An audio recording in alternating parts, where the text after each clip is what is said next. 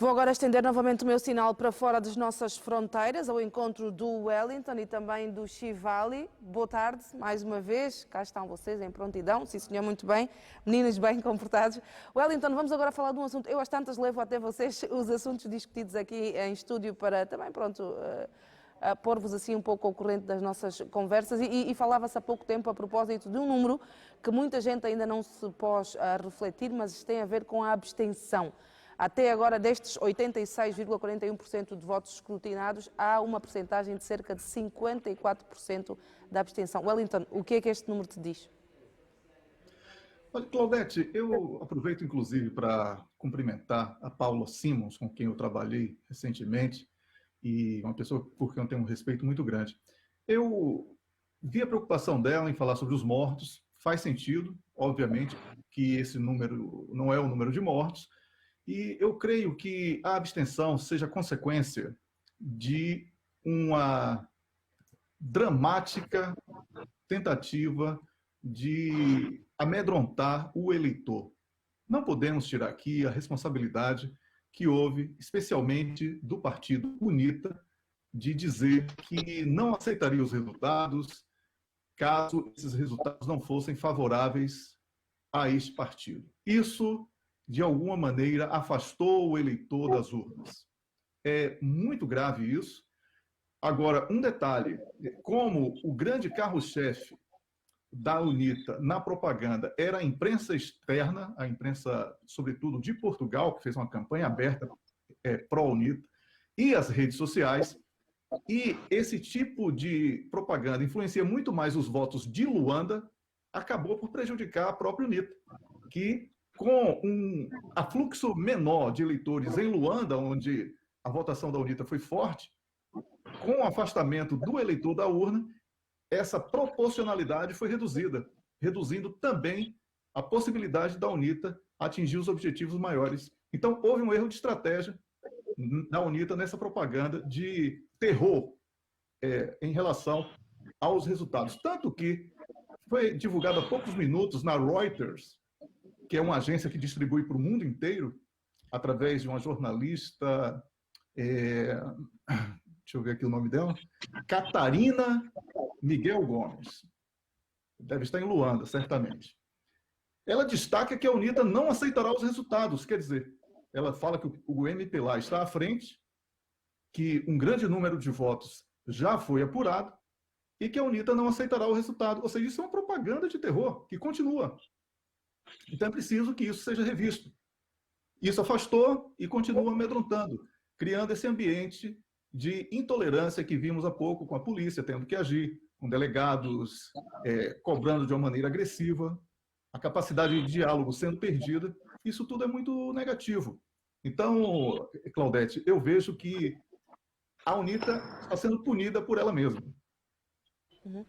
Vou passar agora a palavra ao Chivali. Chivali, o Wellington é da opinião que esta abstenção gigante, não é? Porque a abstenção de mais de 54% é mais de metade dos eleitores inscritos que não votaram, pelo menos tendo em conta esta percentagem já escrutinada. És também da opinião que esta abstenção deve-se a este clima que foi sendo passado antes das eleições, de que poderia haver problemas e se calhar isso amedrontou algumas pessoas que efetivamente não se fizeram às urnas?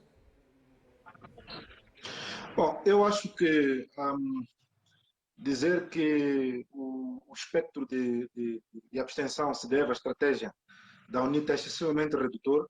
Não posso concordar de maneira alguma com Wellington, porque essa tendência de abstenção viveu-se no Quênia, tem estado a viver-se um pouco por boa parte dos países africanos que realizam eleições ao longo destes últimos 5 anos, pelo menos, o que, a meu ver, pode estar ligado a uma reflexão que tem que ser feita nas nossas democracias sobre o nível de participação política do cidadão. É que a participação política, presentemente, nos nossos países está reduzida aos partidos políticos. E todos aqueles que não se revêem em partido político algum estão impedidos, entre aspas, de participar na vida política. Repare que, mesmo para a lista para a escolha da lista dos deputados, candidatos a deputados da Assembleia Nacional, nós temos um grande pendor partidário.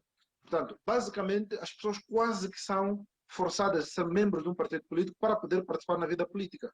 Ora, isto é extremamente complicado e nós estamos a falar, basicamente, eu quero comparar um pouco com as eleições no Quênia, em que boa parte também das pessoas que não foi votar são jovens, e estes jovens não conhecem muito a história da guerra, a história dos confrontos e por aí em diante. Há outro tipo de aspiração que estes jovens têm hoje, que infelizmente os partidos políticos não representam resposta para essas aspirações. Mas mais do que isso, é preciso nós olharmos hoje para a forma também como os partidos políticos são, ou seja, como os candidatos a deputados são escolhidos. Eu participei em junho ainda deste ano numa iniciativa do Jovem Oswaldo Boco, na sua oficina de conhecimento, em que um dos temas que se discutia justamente é a forma de participação, os desafios do sistema eleitoral angolano, e desembocou-se muito relativamente à questão das formas de participação política, é que, relativamente a este segundo aspecto a que faz referência, da forma de candidatura, nós temos basicamente um sistema de eleição por listas. Nós vamos votar num partido e muitas das vezes nem nos identificamos com boa parte das pessoas que constam dessas listas. Portanto, era importante nós refletirmos se não vale a pena nós alterarmos um pouco os sistemas em que nós fôssemos votar nominalmente, vamos votar em pessoas. E a partir daí, basicamente, podemos achar que estamos suficientemente representados nesse processo. Portanto, esses dois aspectos, para mim, são extremamente importantes, mas todos eles reduzem-se à forma como as nossas sociedades encontram para acomodar os interesses da participação política, sobretudo dos jovens, nesses processos. Portanto, os jovens, infelizmente, há aqueles e o número tem sido crescente, e não se identificam com os partidos políticos. Então, os partidos políticos não representam resposta. Portanto, eu creio que é por aí. Mas também não deixa de ser verdade que Angola tem, neste caso, nestas eleições, um dado extremamente importante, que é o das pessoas falecidas.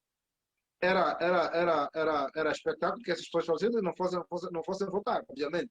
Até parece um problema aqui. Se foram contabilizadas as pessoas não vivas, presentemente, portanto, é óbvio que isto vai ter a sua influência, que para mim pode não ser determinante, mas vai ter a sua influência na questão da abstenção. Portanto, creio que aí não posso concordar de maneira alguma com o Wellington. Pode ser que, em parte, a estratégia da UNITA tenha contribuído, não, mas não parece que seja determinante, e sendo determinantes os dois aspectos a que fiz referência. Muito bem, meus senhores, a qualquer momento eu volto ao contacto convosco, a nossa conversa aqui em estúdio vai continuar, vocês vão de querer também discutir alguns assuntos. Já vi que o Wellington está a seguir esta análise aqui em estúdio, com certeza quando está a falar de alguma coisa vai querer dar também a sua participação e, portanto, eu vou novamente passar-vos a palavra assim que se justificar. Até já, é mesmo até já, continuem desse lado.